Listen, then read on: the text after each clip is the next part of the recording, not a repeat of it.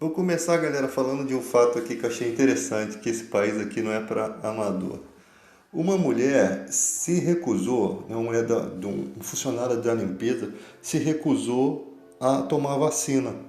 E o patrão dela foi e demitiu essa mulher por justa causa. E o juiz, ele entendeu que realmente a justa causa é válida nessa questão, porque ela estaria botando em risco toda a empresa. Cara, eu acho isso não tem jurisprudência para isso daí. Eu acho que isso é uma coisa nova, um precedente novo. Eu acho que não existe, porque você não pode obrigar uma pessoa a tomar vacina. Obrigar e ameaçar dela perder o emprego. Eu acho que isso está meio estranho, sabe? Não que eu seja a favor da pessoa não estar numa empresa, não estar vacinada, mas se você vai demitir um funcionário, não pode ser por justa causa, né? Aí entra uma outra questão. Algumas pessoas querendo ser demitidas e não pedindo conta poderiam usar esse argumento de não se vacinar, né? E o patrão ter que demitir ela sem justa causa. Então, não existe um precedente, não existe, é uma coisa nova que a justiça precisava estudar e incluir isso em um processo. Agora se abriu um precedente, né? Agora tem jurisprudência, porque através desse julgamento do juiz, os próximos que se recusarem a tomar vacina, o advogado vai pegar isso daí, né, esse argumento, e vai conseguir te dar uma justa causa. Então, cada pessoa entende a vida de uma forma diferente. Eu acho que tem gente que entende que tem medo da vacina, não entende a situação, é mal explicado. Eu acho que tem gente que se nega por si mesmo, tem gente que tem medo de morrer com a vacina, e isso pode até acontecer, ninguém sabe, né? Por isso que eu acho que não deveria caber uma justa causa aí, gente. Eu acho que aí o patrão seria obrigado a desembolsar ou um meio termo, né? Você é demitido, você perde tais direitos. Tem que haver uma lei para amparar nessa situação, porque a gente pode enfrentar futuramente outras pandemias. E isso daí sempre tem uma coisa nova para mexer com as questões jurídicas. Mas eu não achei correto. Agora, falando da questão da urna eletrônica, de auditar a urna eletrônica, o que foi passado para a população é que o voto sofreria um retrocesso. A mídia está realmente fazendo agora que está explicando, agora que já está a votação, para não haver o alvoroço popular, é agora que ela está explicando algumas coisas em relação ao que o Bolsonaro quis fazer, né, nessa questão de auditoria de urna eletrônica. Ou seja, a urna eletrônica, ela sairia um papelzinho dela, e esse papel não vai ficar com o eleitor, ela vai para uma outra urna e dali seria contado para saber se na urna aquilo está sendo computado de forma certa, né? Tiro com uma prova real. E com certeza a perícia saberia se aquele documento pertenceria àquela tal urna. É uma coisa que dá mais segurança, sim, tá? Só que, e para isso existem custos, né? E eu também não sei se esse é o momento certo para se falar disso, porque o país está enfrentando fome, está enfrentando altas dos alimentos, está enfrentando o desemprego, está enfrentando um caos na saúde, falta de vacina. Então, às vezes, isso não é o momento correto para estar se colocando isso em votação, tá? Mas a mídia passou como se fosse retroceder, né? Como se a gente fosse voltar ao voto de papel. Tanto é que o questionamento alguns deputados falam para o outro, pô, mas você está aqui porque você entrou aqui com voto eletrônico, sabe? Tipo assim, joga na cara uma coisa que parece até uma coisa meio infantil, né? Mas ele não, essa jogada na cara dá a impressão que, pô, vocês estão querendo voto de papel novamente, voltar ao povo assinar, porque realmente no voto impresso, como era antes, havia muita treta, havia assim muita coisa esquisita. O eletrônico também pode ser sujeito a certas coisas, porque quem conhece tecnologia e principalmente a tecnologia da urna, quase ninguém conhece, tá? Eu acho que somente o pessoal da Polícia Federal ou pessoas ligadas a isso que conhece como funciona aquela tecnologia e se há possibilidade de burlar. A gente não tem uma certeza de como é feito aquilo ali. Ninguém tem, você não pega uma urna eletrônica, você não abre para ver o que tem dentro, sabe? Você não sabe, você sabe o que dizem para você, tá? Então ela pode ter falsificações? Pode. E muito rápida essas falsificações e muito mais tecnológica do que o impresso, do que o papel, né? Então esse papel que comprovaria a situação poderia ser uma coisa até beneficiar, ou uma segunda urna eletrônica que viesse a computar aquilo também, poderia se pensar em uma outra questão tecnológica, porque o papel também pode ser falsificado, mas tudo que se for para trazer segurança, e dizem que isso tem em outros países também, grandes países, se tem em outros países a gente pode tirar como exemplo. Então não é uma coisa ruim. Mas que não deve ser aprovado porque tem muitos custos envolvendo e o tempo para isso não é. Os dias atuais não dá para a gente pensar exatamente claramente nisso. E às vezes a gente fica pensando por que o Bolsonaro colocou isso? É por segurança mesmo ou ele tem alguma intenção? Também a gente é levado a se pensar nisso. Outra questão, a questão dos militares na rua, né? Desde muito tempo se tem esse evento das Forças Armadas e exatamente nesse momento as Forças Armadas decidem entregar um convite em Brasília, passando por todo o judiciário, por todos, sabe? Um aspecto de que as Forças Armadas estão com o Bolsonaro. Para mim, cara, sinceramente, é chato isso, porque se nunca fizeram isso, para que fazem essa palhaçada toda? Porque para mim isso é uma palhaçada. Em época de pandemia, a gente com tanta gente morrendo, sofrendo nos hospitais, gente desempregada, todos esses alvoroços, e acontece essa palhaçada toda, e quando você vai perguntar um coronel, um cara desse daí, ele diz, não, que isso não é bem assim, que isso já estava, olha como que eles falam na frente da mídia, isso já estava previsto para acontecer, sim, estava previsto para acontecer, mas o fato do evento que sempre aconteceu, não que eles iam passar com os tanques em volta dos poderes, dos representantes dos três poderes. Porque parece óbvio uma intimidação. Porque exatamente esse convite para o Bolsonaro? Simplesmente porque o Bolsonaro, para mim, todo o aparato político dele é cercado de militares. É como se as Forças Armadas estivessem falando para eles, nós somos gratos, ou nós estamos aqui, porque você está fazendo pelos militares.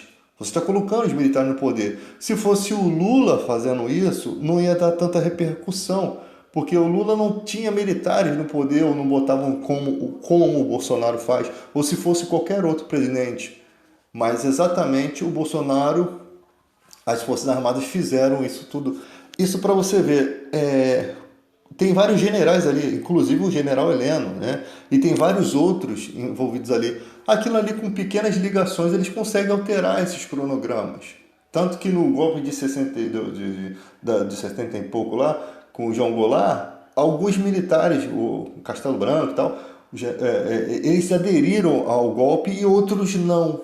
Então, uma parte do militarismo consegue aderir a certas situações, enquanto outros não tem nem sabem o que estava acontecendo aquilo, nem querem se envolver com aquilo. Então, você consegue mover um certo grupo para fazer um evento. É isso daí. Então, gente, é complicado. Simplesmente os caras vêm com tanque, gastam dinheiro, combustível, gastam aquilo tudo, fazem toda aquela parafernália para entregar um convite para o presidente. Acho que as Forças Armadas querem aparecer um pouquinho, né? Um convite para que ele participe dos treinamentos militares.